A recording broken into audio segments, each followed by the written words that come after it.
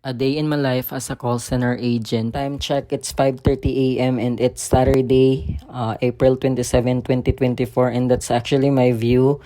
And then pagmata na ako guys is nag-open ko kadali sa ako ang laptop kay nag-check ko kay nag-part-time VA or virtual assistant ko, and then pag gumana na nigawas ko kay nagpalit ko pagkaon or food na ako kay syempre mag-breakfast man tano. Irang dapita nag-fit check sa tano kay syempre mamili tag mga pagkaon nato nga pwede na to paliton, and then after ana init pagid kayo guys kay syempre murag alas 7 na siguro ana, tapos nagpili na kog pagkaon nako pasta and then breakfast meal, tapos ana ay namili na pud ko ako ang drinks no kay syempre uhaw man, syempre kailangan man gid ta mag-drinks, so ang akong napili is C2. So fast forward na nata diri sa building sa mo ang site, so paggawas nako sa elevator after ana kay magsulod na kog office, medyo queuing pud karon guys no kay Saturday, and then labat kay mga customer pud kaayo ganina daghan kay mga dispute, mga connection nila na interrupt, tapos mga service nila na suspended due to non-pay. Labat gid kay mga customer guys, pero sige na lang, laban na lang gid ta ani. Saon ta man kay nanarbaho ra man ta, syempre kung wala tay trabaho wala gid tay kaunon.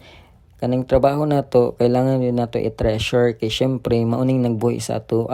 So dire guys, nagbaba ko from 9th floor to 3rd floor kay syempre nag-fit check siya to kay syempre importante man yun na dapat every adto sa office, and then ani nagsulod na pud kog elevator kay syempre musaka na pud ko balik sa 9th floor kay syempre gikan kog 3rd floor, so kana na entrance, and then syempre na yung mga coffee shop syempre of course kay dira mi magkape or mag laptop if ever na mi laptop dalon.